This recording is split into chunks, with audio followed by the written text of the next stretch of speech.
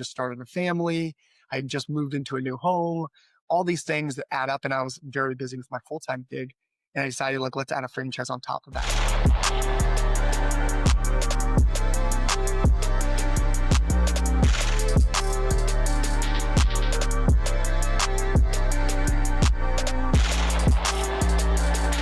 Representing Franchise Secrets, Eric Von Horn.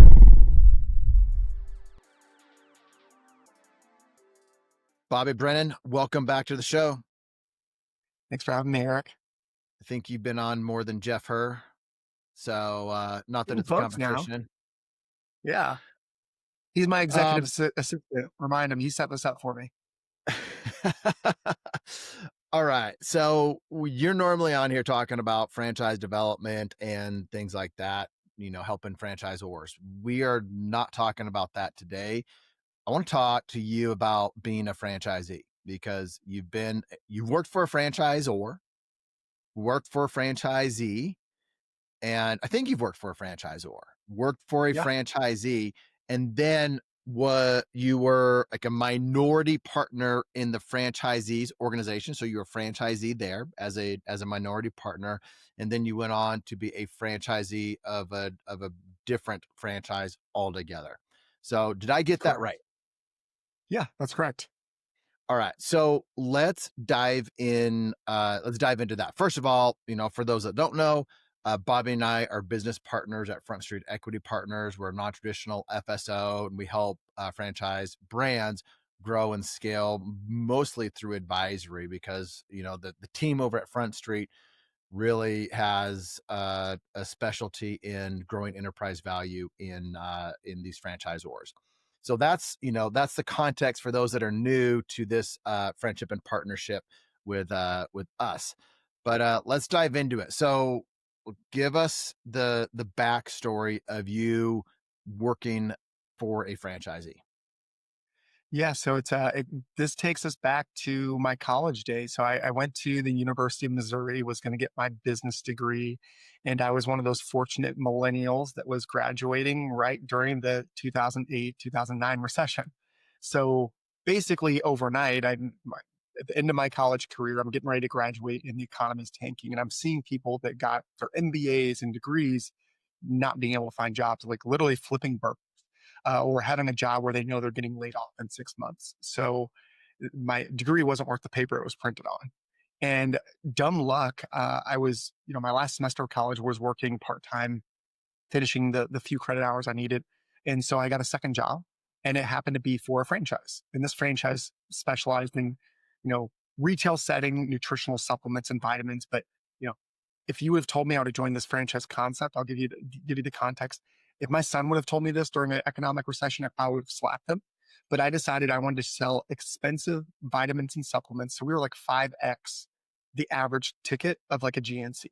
But during the recession, I decided that was going to be a great idea. Turned down the corporate job that I had lined up, this like management and training type of role with a Fortune 500, Fortune 100 company. And I'm going to just work for this franchise and launch in a new market they were going into. So I kind of went full, graduated college, went head first into that, and kind of fell in love with, it was the first job I ever had where they're like, if you have an idea, Bobby, go execute it.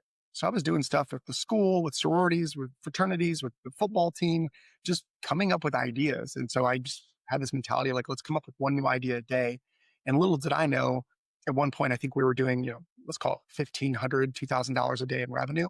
And I was generating probably 1,000 of that myself, a lot of time not even in the store. So they offered to let me move to a new market and launch those locations for them. And so we launched 3 locations in about 90 days. And I was a one-man wrecking crew. I didn't have any employees. I'd never managed people really at that point. And so it was a lot of learning. I was truly had the employee mindset of like, oh, I just work harder. And then I realized I couldn't just work harder because there was only 24 hours in the day. And that went from 3 locations. We had some pretty good success there. Became one of the top franchisees. And we were the first large market this franchise system had ever went into. So at this point, I'm still an employee working for, one of the early franchisees, and we were micro merging. I think our first location was location number 8 in the system. And, by the time I launched in Kansas City, where I'm based now, it was location number 22, 28, so on and so forth. And so we opened up a total of guess 5 or 6 locations in the immediate KC market, expanded outside of that to other markets a couple hours away. And then by the time it was all said and done, we had 60 plus locations under our umbrella. And I had the opportunity to leave and take another job. And basically, the owner said, "You're not leaving. We will do whatever it takes to keep you." And that's how I kind of transitioned from that employee to kind of a sweat equity partner in the business, um, and really thinking from a very different perspective. But fortunately, they had trained me pretty well, and I've always had the mentality. I treat it like it's my own money, and that goes back to actually my first foray in franchising when I was 15. I worked for a Dairy Queen, my friend's dad who owned a Dairy Queen. And I remember seeing him pay for his food. I'm like, "You own the place. Why are you paying for your food?" And he gave this long spiel about, "Bobby, if I'm willing to take the food, it gives everybody else permission to take it and not pay for it. But if they see me as an owner, they understand there is a cost associated. There is a cost for every cup, every product that goes out the door." And so I've kind of always had that mentality of like, treat it like it's my own money. And, if you can find that in an employee, that's a really good characteristic, because I did a lot of things that probably saved the company a lot of money and made a lot of decisions from an owner's lens. And I think that's why the team was willing to bring me in as a partner, because I was already acting as if I was. When did you kind of realize that you had something special? We'll just call it something special because you and we talk about different people are like, they have something special, or this person is very unique. They're like, this person's going somewhere. We all can kind of see that, especially if we own businesses. You just start to look at younger people and you're like, there's something about this person and I wish they would work for me, or I wish I could help them with this. What do you think Yeah. it was that the owner, the franchisee saw in you early on? And then like as they saw you grow, let's dive into that a little bit deeper. But what did they see Yeah. in you early on? I think first and foremost was just, taking initiative. And, when we bring people onto the Front Street team on the franchise development side and teams, like I have 4 eyes that I look at. It used to be three, and and added one more, and it's initiative. But it was initiative, integrity, intentionality, and influence. Like if I can find those ingredients, and then you add, a good work ethic along with that, like to me, those people, those are who I want to mentor, coach, whether they're in my sphere or on the ancillary. Like there's plenty of people in franchising I talk to regularly that don't work for my team, and I coach or mentor or serve as a advisor for, because eventually they might be part of my team. But let's give back. Let's make the industry better. But I think they saw that I wasn't afraid to take initiative. I was willing and able to fail. I pushed back on the franchisor, the franchisee that I worked for a lot. I remember specifically we did this big like customer like callback program. I'm like, how do I get these people? And I think it was like Beauty Brands or Ulta, one of the companies, and they had sent a letter. I somehow got it. And I think it was Beauty Brands, and it said Beauty Brands, but the U was missing. On the inside, it says, "We're missing you." I was like, "Ah, it's kind of funny. I like that." And at the same time, somebody had told me about this service that you could handwrite a letter and they would mass produce it for you. So I'm like, well, I knew most of my customers pretty darn well, or they'd at least seen me. I was the face of the business in our market. So I wrote these handwritten thank yous, you know, got them mass produced and sent it to any customer that hadn't shopped within a certain amount of time with this really strong offer. And I remember initially it did not do so well. It cost us, let's call it 3 grand. And I think we recouped $1,000 in the first 30 days. And basically the franchisee was talking to me, "Bobby, like this is a big mistake. We spent all this money." And I said, "Pause. How big of a mistake can I make that you won't fire?" And they were taken back. They're like, "Well, what do you mean?" I go, "5 grand?" They go, "Well, we wouldn't fire you over 5 grand." I go, "10 grand? We wouldn't fire you over 10 grand. 20? Well, I might fire you over 20 grand. Okay, so cool. Let's call it 15. So if it's under 15,000, mind your own business. I handle everything under 15. Anything over 15, I'll come to you. Deal?" And I think they love that sense of ownership, that initiative, but also I was showing my influence. I was showing my integrity that, hey, like I'm going to be transparent with you, whether it works or not. I'm going to own it. Right. And they knew they could trust me to do the right thing. And I think it was just some of those things of like, hey, this person's driving things forward. Another analogy of the initiative was I interviewed someone that I never even hired. And this was, I don't call it a turning point in my career, but I ended up presenting at our first annual franchise convention. I think I won the leadership award. I was probably the youngest person out there. But I had implemented a system and process like an SOP for customer interactions. And we had created acronyms around this. I'm a big acronym guy. Um, of like, how do I make that so after every single transaction, I could audit my team? And we just built that common language into our culture. And eventually we added other things into this. But it was, a couple questions we would ask on the front end, a couple questions we would ask on the back end that we knew we were providing a world-class customer experience and nobody else was getting. I stole that from someone I interviewed. I call it R&D. I ripped off and duplicated it from somebody else I interviewed that never even hired, but it resonated with me and I was able to recognize patterns. And as I think of people that can recognize patterns, I don't need or want to be the smartest person in the room. I'm not a visionary. I'm more of an implementer, but I can recognize patterns and bend those to help what I need. And I think they saw that along with those other four eyes that I kind of mentioned of he's not afraid to fail. He's not afraid to implement systems and processes and create them where they don't exist. And as I look back on it now, I think like, had I saw someone like me, I would probably try to pick them off multiple times. And there's plenty of times people were like, are you looking for another job? Are you looking for this? I would hire you in a heartbeat. And it was a compliment to me, but I don't think I recognized that until much later in my career. I had that imposter syndrome of I didn't feel like I really belonged or hey, I was having success, but when was the shoe going to drop? And it took me a couple times of changing different industries, changing different roles, opening more locations, taking over failed locations to kind of say like, I think I've got this. Like there's not much you can throw at me that I can't figure out. And I had to realize I didn't need to know all the answers. I just knew how to find answers and be a problem solver. And for me, that's one of the biggest things I look for in young people. I think that are going to be the next rising stars or go getters or even franchisees. Is there's problem solving involved because if someone gets stuck on something that can be solved today with chat GPT, AI, all these different resources that we have at our disposal, they need the initiative to be able to go and do that. And I think finding that may even be harder today than it was even 10 years ago without the resources because everything's so watered down. But when you see it, I mean, in my opinion, those people stand out very clearly. And those are the people, whether they're working with me today or I want to be in the sphere they're around because eventually people want to work with other good people. So you eventually, well, you got offered another job or another opportunity. And then did you go to the franchisee, your boss, and say like, hey, I've got this opportunity. I'm going to put in my notice. And did they come back and say, hey, we don't want you to leave. Let's work something out. Is that how that went down? Essentially, yeah, it was a medical device sales person that had been shopping with me for a while. It was funny because I always get the question, I'm like, are you guys a publicly traded company? And years later, I'm like, that was a good sign. That meant people really believed. And I'm like, no, we're a locally owned franchise. And I didn't think too much of it, but I had people that would offer me jobs. And someone finally just said, like, well, how much money do you make? I'm like, I'll double it tomorrow. I will literally double it. I will guarantee you're going to double your income tomorrow. And if you fail, that's on me. I'm out. But he was, led a large team in medical device sales, and this is probably pre what it is today, but it was a little more lucrative than I think it even is today. And I told them, I said, guys, I'm out. Like I committed to this, and they said, hey, like we can't lose you. What is it going to take to keep you? And it was compensation plus. Like I want to be a part of this. I'm building something. And the owners at the time didn't even live there. One lived in Texas, one lived in Nebraska. So I was literally a one man wrecking crew, and they were truly absentee owners, if you will. Yes, they would check in. Yes, we had infrastructure, but for the most part, they were in the market maybe once a quarter.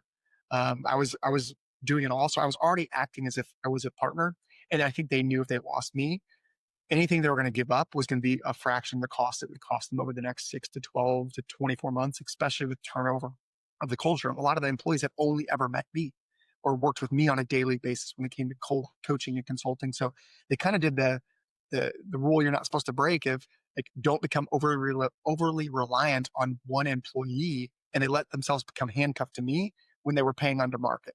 And so it could have been bad, but they came very aggressive, and it was enough for me to say, you know what, I can always go get another job there in the medical device space.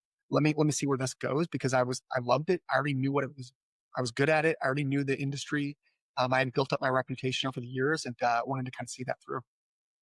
From a cash flow standpoint, did you make more once you got the new deal with the current franchisees than you would have as a medical device salesperson? Did you immediately make more cash Absolutely. I flow? think yes. Yes. Comparable, I'd say comparable cash flow, but especially upon kind of exit. Yeah. It made a lot more sense then, which I joke, any business I've been a part of, it usually doesn't always make sense until I sell it. And then all of a sudden it's sunshine and rainbows. And that was easy. This is great. Let's do it again. It's kind of like having a kid, right? Like you forget the hard stages of it because you remember the good parts. And that's how it was for me. And that's why I, kind of multiple times over now, franchise locations, and just, I can't get out of the industry even if I try. If they had gone to you earlier and before you got the offer to double your salary with medical device, if they had come to you and said, "Hey, Bobby, we like what you're doing. We want to give you a piece of things and increase your salary," could they have gotten that deal done with you with the same output from you for, like, let's say half of what you eventually got offered? I think so. Yeah, I think 100% so. And in that, the businesses I've owned and all the businesses I've worked with, I've kind of built that strategy in much earlier on in the process for those proven kind of, the chosen few that I want to work with. Like, have something built in there, whether it's a profit share or something or a phantom equity. Like, to me, if someone's going to help me build my business, I want them to have some stake in the game. And maybe they make not as much as they could make elsewhere, but they're treating it like they're owners. They're thinking from an owner's perspective. And for me, like, when I had that, like, I didn't even consider any other offers that still came to me, but could they have done it for significantly cheaper? Absolutely. Like, it would have been a no brainer for me at the time. And I thought about it. I went back and forth because I had something else on the table that was a done deal. Like, again, if they would have came to me before that, I would have just been happy to get anything. Let's shift gears just a little bit. Same theme, but without naming a brand, we have a brand that we work with at Front Street where the founder of that brand has set aside equity for their employees. So upon an exit, the employees are going to have a very, very nice payday. Can you Yeah. give me your thoughts on that? So we're talking about both as a franchise owner, you can do something like this, and then as a franchisor, you could do something like this, Yeah. or like us over at Front Street. I know that is something that is very top of mind as well for people that are Yeah. helping us. Yeah. You think of retention and, to your point, the franchisors, the businesses, all whatever category. I don't think this is franchise specific, but I think it's really relevant for franchising where a lot of people want to hire a general manager to run the day to day and they kind of step back, or there are other people truly doing the service or product or day to day and the owner serving as a CEO. Well, you can't build the business without the front line.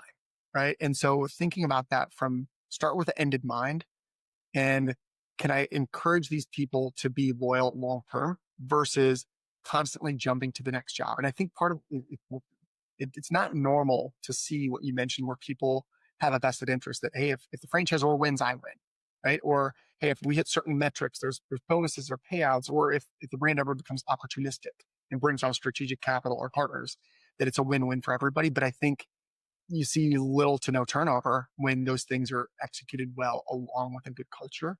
And I think that's not just relevant to franchising, that's relevant to any business I've been a part of. If I want to open 50 different businesses, my time is spread very thin. I can't jump in and run the day to day of this business versus that business, but having an operating partner who thinks like an owner that has those four eyes that we talked about, they take initiative, they're high integrity, they have influence, and they're intentional in everything they do. Like those are really important qualities that absolutely I'm willing to give up, 10% of my pie or whatever the number may be for these team members because my pie is going to be a lot bigger if they stick around. If I have turnover, you're losing. And we saw this in my franchise. You lose a general manager and all of a sudden business would tank for a while because we're a lot of businesses, you're in the people business, we're in the customer service. Otherwise, everything's been automated. And it's unique to see franchises where you do have these franchisees that have a vested interest or alignment is probably the better way of putting it.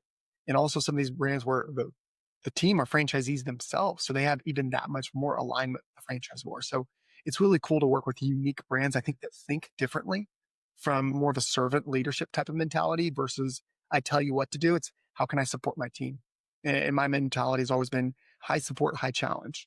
There's something called, this support challenge matrix. It's XY axis, but I can support the heck out of them. But if you don't challenge them, it's apathy. Like, I really don't care. Hey, I like you guys, but like, I'm not going to really challenge you. You have to have high support and high challenge and make sure that you're coaching up or coaching out with those people. But having a vested interest will help you retain the best people. So the best people are always getting picked off. Like we do this, we do executive recruiting for brands. Most of the people we brought over to Front Street brands already had another job.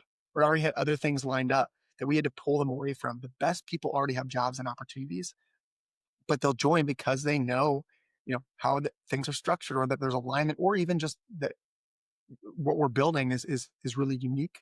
So I think getting people to buy into the vision, the culture, but also having some sort of carrot may allow you to get people for cheaper and have more buy-in. In my personal opinion, it's not for everybody, but those people that have a sense of ownership, they want that, in my opinion. I think every business owner should be thinking about their top people, or people that they really see as ones they want to grow with the company, as like, what can I do to retain this person? We should all be thinking about employee retention, and then offering some type of fandom equity, or maybe some type of a bonus structure is a way to do it. And you should probably be thinking about that before it's too late. And a little exercise is, like, say, hey, this is my top person. What if someone was to poach them today and offer them something that was enticing for them to leave? What would I do? Like, would you be disappointed? If you are, and you would try to keep them, then you should probably start doing something today. And if you're like, Yeah. no, not a big deal, then that's probably a sign that this person's not that great anyway. So for the people that you would want to, if you're about ready to, if someone was to poach one of your two or three of your top people, you should be thinking today what you would do to retain them. And it might not even be somebody that's poaching them. It might be an opportunity. And I've shared it before at Sola Salons. We had somebody that was our main manager. He did everything for us. He didn't go, or have, there wasn't another franchisee that was poaching him, although that was happening. He didn't leave because of that. He left because of an opportunity to be his own boss, an opportunity because he learned everything at the franchise level. And he thought, boy, these four partners, Eric, Dan, John, and Ryan, these guys are yahoos. They don't know that I'm doing everything for them. I may as well do it for myself. And so that's what was drawing him away. And he eventually went away because of that. And we ended up having to pay him a lot more to help us take that through a private equity sale over the next 12 months than we would have if we would have done something earlier and been proactive like we knew we should have been. Any comments on that, Bobby, before we kind of go to the next step? Yeah. No, I think that's a great point. I think also it depends on the maturity level of the business, right? If you're a startup business and you're getting people to join, they're entrepreneurial already because they're joining a startup, because you're paying at parity, but they're joining a high risk. They're already a little more open to risk. Think about that versus if someone joins your company when you have 50 or 100 employees, you may not need to do those types of things because they're joining infrastructure. They're doing that. But for those early adopters, those people that join early, maybe they're not the right fit for long term. That's okay. Businesses are going to evolve, but I think, depending on the maturity stage of your business, of your franchise, whatever it may be, those are things to consider. If I have 10 locations open, I've got a built-in infrastructure that's plug and play. Yeah, maybe I don't need to do that, or I don't need to do as much versus, hey, this person's joining. My goal is that they're going to be my area or regional manager down the road that oversees 5 or 10 locations or crews, whatever it may be. Then I think that's something that's a very different employee and risk profile that they're okay with, and entrepreneurial spirit, because entrepreneurs are always looking for more. It's our blessing and our curse. We always want more. Like, how do we grow? How do we continue to push the envelope? Those people that join you when you're brand new, they're probably going to be more hungry for those types of things. And they're looking at you saying, I want to be like you, Eric. I want to be like you, Bobby. I want to be like this person who's started businesses. And if that roadmap isn't there, you should know what that is. You should ask them, what are your goals? Right. And have regular reviews with those people. Some people just like, Bobby, I like to show up. I don't want to worry about things at the end of the night. I want to be able to quit this job tomorrow and walk away. Great. That's a great W-2 employee. I may not need to do anything for them. But on the flip side, if they say, hey, I want to be like you, I want to own something of my own. Like, I've seen brands do this and we've done this. Would we fund one of those people to open up their own location or their own branch or their own, hey, instead of losing them, that's expensive. Why not invest into them and let them open up a location as well? That they've got skin in the game now, but they're also our operating partner in that. And I get to benefit of economies of scale, leveraging resources, and also make some more money. And I didn't lose that person. I can still leverage them for trainings or other types of things. Like, that's something to think about, is like, what do the employees want at the end of the day? And where are they joining you in your maturity curve? Attention, franchisors and franchisees, there are two really important resources that I want to share with you that will help you avoid costly mistakes and increase your enterprise value. The first is our free Facebook group. It's a community that has over 4,000 franchisees and franchisors in it. When somebody asks a question, they get honest and authentic answers from multiple perspectives. You can join the group for free over at franchisesecrets.com/Facebook. The second resource I want to share with you is if you're a franchisee and you want to be around a community of successful Zs and other brands and in other industries, this is why I created the Franchisee Mastermind. If you want access to the best single and multi-unit owners to know what they're doing, or if you want to be around other multi-brand owners, then you'll want to check out my Franchisee Mastermind. The reason why people join is they want access to my Rolodex, my connections, to each other. They want a shortcut success, both short-term and long-term.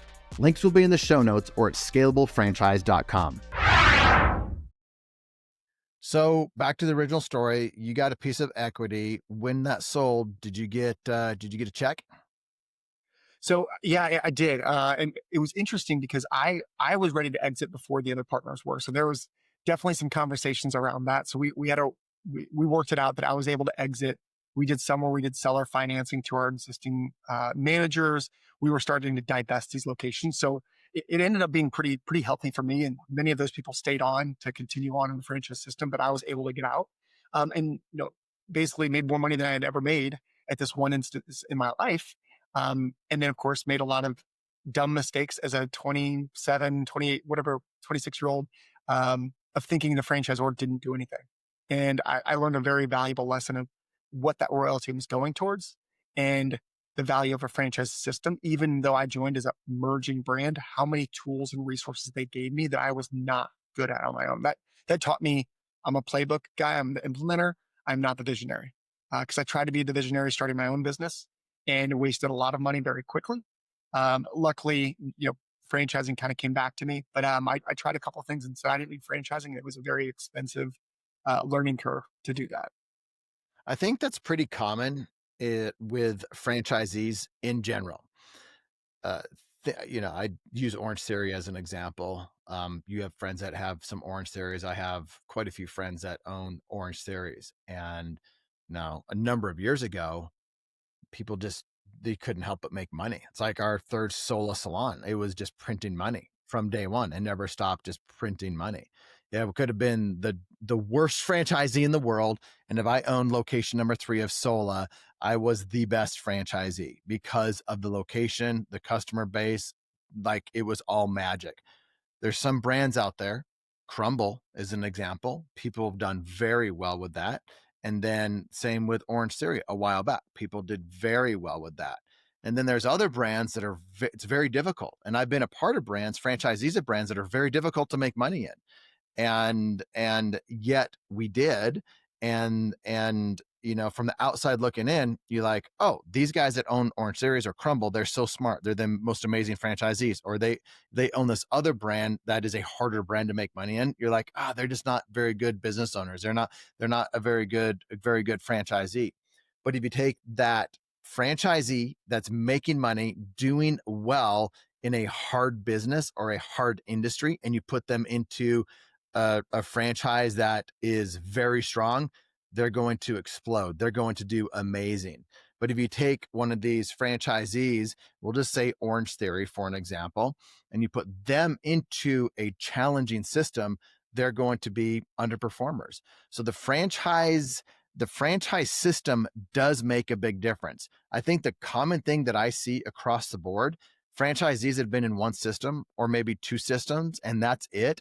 They think they know everything about the franchise systems because that's how I was. I thought my first one, I thought I knew everything about it. And I thought I knew why I was successful and whatnot. Then I get into and there's things that I thought the franchisor was very weak at.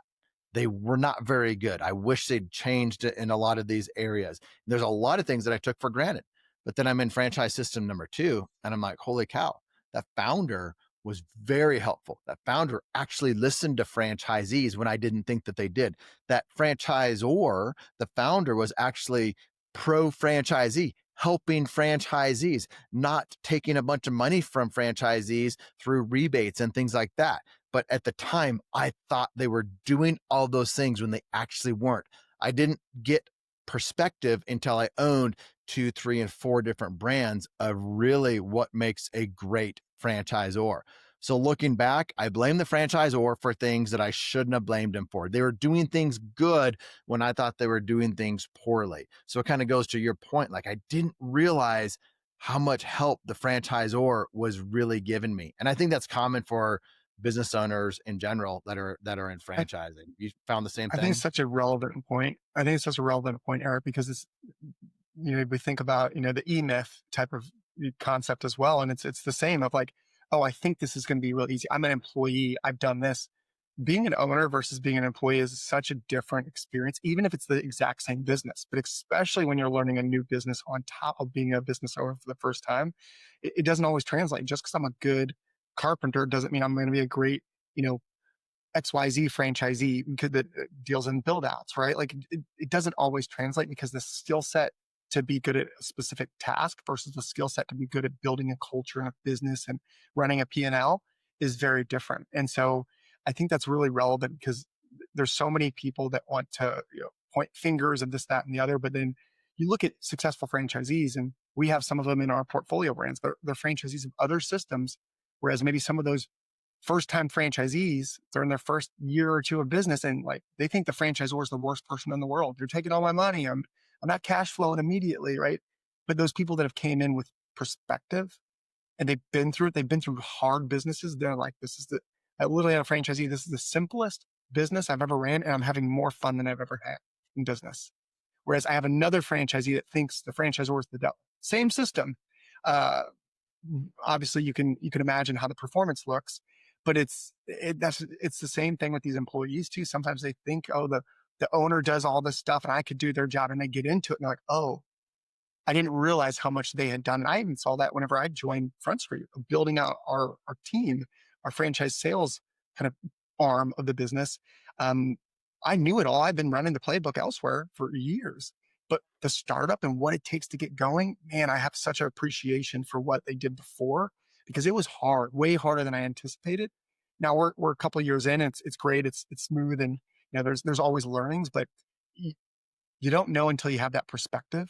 And I think that's really important, not only for the employee to the franchisee mindset, but the franchisor to franchisee relationship as well. All right. So you went from employee to having equity. You grew something large. You were able to participate in an exit. You started some of your own things. It wasn't as easy as you thought. And then you got back into franchising, and you actually ended up buying a territory and starting a franchise as a franchisee, right? Yeah, a home service. And it was my first home service. So I went to retail. I went from retail. We had 60 plus retail locations that we were overseeing in one way, shape, or form, to a home service industry. And I actually represented this brand selling them. So I knew it pretty darn well. And I think I still had the facade on of like, oh, this is going to be easy, and didn't take inventory of my capacity of what time and energy do I actually have. I just started a family. I just moved into a new home, all these things that add up. And I was very busy with my full-time gig. And I decided, like, let's add a franchise on top of that. And really great learning experience for me. Was different. I also learned, for me, at least initially, it was way harder to be an executive owner, or some people call it semi-absentee, in that business model because I didn't have the people, the customer, and the product all in one four walls. I couldn't control the controls. We're in people's homes, we're in their basements, we were an emergency services like a restoration company. And while there was a huge opportunity, it was kind of feast or famine. And I also learned some stuff from franchisors that I think the ones we partner with today, that we require franchisors to do some of these things from some of those lessons I learned of working with a very young franchisor. Again, franchisees, I still love them. I still talk to them. They're a great concept. But I was fortunate to exit because my capacity wasn't there. And I kind of drunk the Kool-Aid and thought I was better than I was. Someone told me, Bobby, you're never as good as you think you are, but you're never as bad as people tell you are either. It's usually somewhere in between is the truth. And I kind of learned, man, I wasn't as good as I thought I was.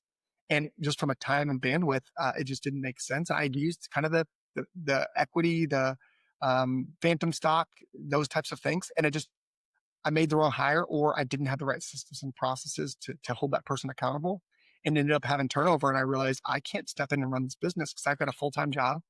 I've got a newborn at home. I've got other, things. And I was very fortunate. Part of a franchise system is buyers and sellers. And I sold my neighboring franchisee and exited that. I know they're doing really well. It could have been a very lucrative industry, but I also realized, what type of a lifestyle do I want? And for me, it wasn't the emergency services 24/7. I remember we were out until 3 a.m. on, I guess, technically Christmas Eve one time because we had a hard freeze and pipes burst. Like, the employee I was dealing with, that wasn't for me, right? It just wasn't. But the right people that probably want to be more of a full-time CEO in that business or owner operator, man, that huge opportunity there. But for me, it just wasn't the lifestyle that I wanted. And so I bought into that and had an opportunity there. This is one of the few times in my life, other than my non-franchise businesses, I don't own a franchise. And hopefully, spoiler that hopefully we'll be changing that very soon. Some of the brands we're talking to, we got some exciting stuff in the works at Front Street that we'll be changing that hopefully sooner than later. Would you call that a failure? Like, what would you call that? So I think it's a Tony Robbins quote that really stuck with me: is life doesn't happen to you, life happens for you. And how do you grow from it? And I've really taken that on all shapes of my life. Things that didn't happen for me, I'm grateful for. Or things that did happen for me that weren't great, I'm grateful for because it shaped me and it gave me perspective. You can't appreciate the highs if you can't appreciate the lows, right? And so for me, it was a learning. And again, I talk about patterns. Like, now I have a different data set to go and reach on. If I ever get put in that situation, a lot of things I would do very different. And I've run that situation through my head a lot of times because I don't like to fail. I'm very competitive by nature. And I think about what would I do differently? And would I bought the franchise? Maybe, maybe not, right? Given that timing. But let's say I did it again. What were the things I would do differently today? And that's the lens that, we coach and work with our strategic advisory on franchise wars. Like, hey, think about these things. Here were the pain points I had as a franchisee. How do we alleviate those or even start working on those before the franchisees ever have them? So it wasn't a failure. I mean, I would say it wasn't my best endeavor. My wife might tell you something otherwise, but for me, it was a great learning point of just, sometimes it's important to know what you want, but it's just as important to know what you don't want. And I think being able to Did you recognize those lose any with money our lens, from the money that you put in, Bobby? Did you lose any money? Because I've lost money.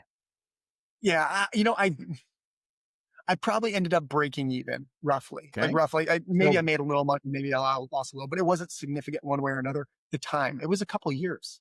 The time is yeah. where my Well, from wife a gets time frustrated. standpoint, you lost money from that I lost, standpoint. yeah, exactly. So And time is money. So I would call it a loss. It was a failure on paper for sure, in my opinion. But what do yeah. you do with that failure, right? You got to fail fast. And I think I would have failed a lot faster in that and recognized some things that were challenges I could have either addressed or said, hey, I need to get out of this sooner than later. But luckily, I was fortunate that we had another franchisee who was very aggressive about growth. I've called them for people and family members that have needed their services as well. And it's a great model. And he is more of that operator that's in the day to day, driving the business and the truck. But that's what that particular business needed. So I think it's sometimes important for people to look at, yeah, can it be ran as an executive model? Sure. Can I run it as an executive model? Do I have the skill set, the capacity, the tools and resources to do it? It was definitely a failure. I could have made a lot more money if I just threw that in the stock market for 2 years, right? With a lot less work and headaches, but I'm glad that we did it to show me what I don't want and also to prevent me from making the same mistake twice. Well, for so long, everything that I touched turned to gold. Everything that I seemed to recommend as I was a consultant, or, some people call them brokers, as a consultant, I would recommend certain companies and they just turned to gold. One of them, I mean, people are making many, many millions. I sold most in terms of, um, let me rephrase that. I helped more people than anybody else get into this certain franchise. And I know there are decamillionaires now because of that one franchise that I recommended. I helped so many people get into that. And one of the guys just pocketed 10 million and still has, half of their franchises. So sold half, put in about, I think, 8 to 10 million in his pocket, and still has a bunch of cash flowing franchises. And I know others that just, they're just doing amazing like that. Like, that's not an uncommon story in this particular franchise. So I thought everything I touched turned to gold until it didn't. And I had failures in other ones. And I thought I was smarter. I just about went into this one franchise that was everyone's doing really well in. I'm like, no, I know better. And I know that this new thing is going to do better because of all of these things that I'm so smart with. Well, it didn't. And there's a couple others that didn't. And that's when I realized I am not the magical picker of the most amazing franchises 100% of the time. Like there's things I knew a lot and I could understand things, but was I 100% right 100% of the time? Absolutely not. And I was getting overconfident. Those failures or those losses or those challenges made me a better consultant, made me better at everything that I do today because I just look at things differently. And so I'm grateful for those as well. And when I talk to other entrepreneurs, Bobby, and even brands that we're looking at working with, and they've had challenges, failures, lack of success in different areas, and they've learned from them, like I'm glad because it's so easy to get overconfident if all you've had are wins in the win-loss column. Yeah. So I Well, and have that's the even same something mindset as you. I think that's even something that we look at as franchisees is have they had failures? Because if this is the first time they're looking to fail is with a franchise, you better have some black eyes in life and in business before this. And there's another quote that I think of failures as is like I think of failures as a setup, not a setback. It sets me up for the next opportunity because yeah, maybe that pick wasn't the best, or maybe that decision wasn't the best, but I have knowledge and information to draw upon when I'm making future decisions. So like I look at it as a setup for the next opportunity. There were plenty, to your point, I missed out on some really good opportunities that came to me early on. And I'm like, that's silly. That's a trend. That's a fad. And then all of a sudden, Orange Theory, I knew one of the early owners of Orange Theory and he's like, would you like to partner on something? I'm like, riding bikes? No, this is silly. What are you talking about? And again, to your point, it humbles you because you think you're really good at picking or recognizing these things and you realize a lot of it's just repetition and a lot of luck, but then making educated decisions and calculated risks. And that's anything. It's all about the probability of success. Nothing's guaranteed in life. But can I look at my skill set, a brand, make sure I align with those things or whatever I'm doing and increase the probability of success, right? Phantom equity for an employee may not maximize your success, but does it increase it? I think so. And so that's kind of the thought process of those failures are, I wear them like badges of honor. I share them with a lot of people too, because maybe other people can learn from my mistakes so they don't have to make the same ones, whether it's a brand, whether it's someone looking to make a shift from franchisee to franchisor or employee to a franchisee, like sharing that knowledge. I can't take it with me. So let's share it with the system and the franchise community.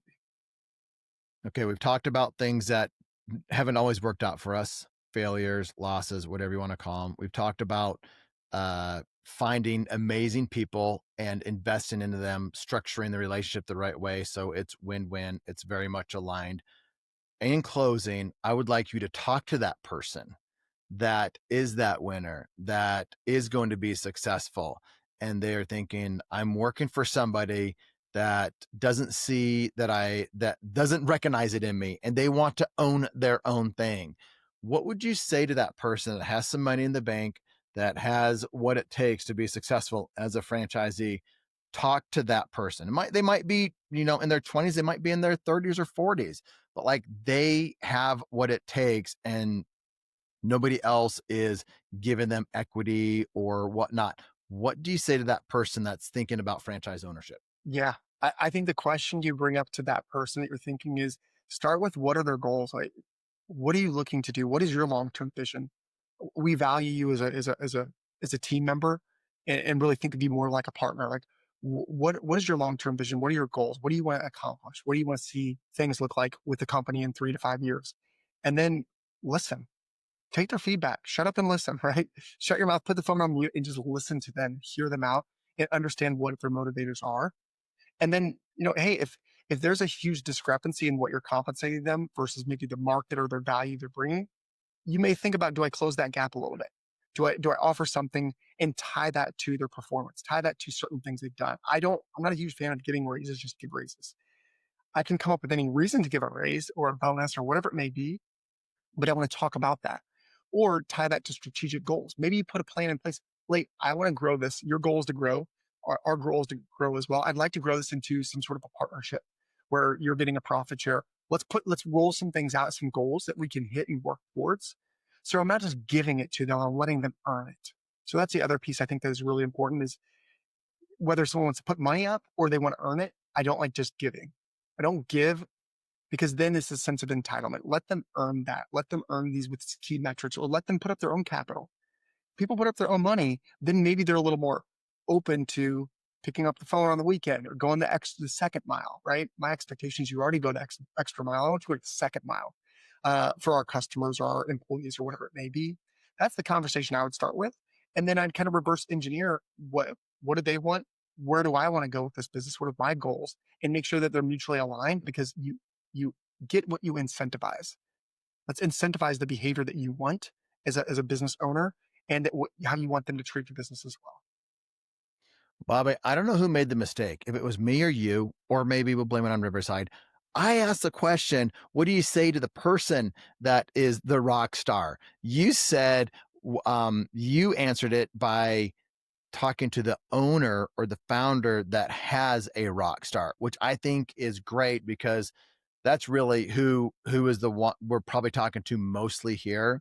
But if you are that younger rock star, that younger person that has a lot of opportunity, what I would say to you is just continue to add value and start asking early, like, how do I get to where you are? And start talking to the owner, the people in charge, and see if there is a path, because at least you put it out there. They're not going to be surprised if all of a sudden you leave someday. And then just start putting it out there, as you talk to other people. I want to be a business owner. I want opportunity to own a business at some point. I want the opportunity for sweat equity. And you start putting that out there, I'm sure somebody's going to take notice, like a Bobby, an Eric, a Jeff, or a Jim, or somebody. So that's my advice to you. Bobby, I know we're up against the top of the hour. Any last bits of wisdom for the audience? No, I think you nailed it. I think, whether you think you can or can't, you're right. So, move forward and take your lumps and learn from them.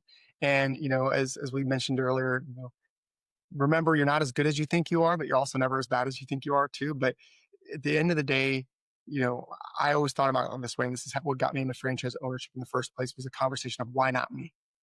Why not me? And I couldn't come up with a good answer. So I had to start asking for it. It's not going to be given to you.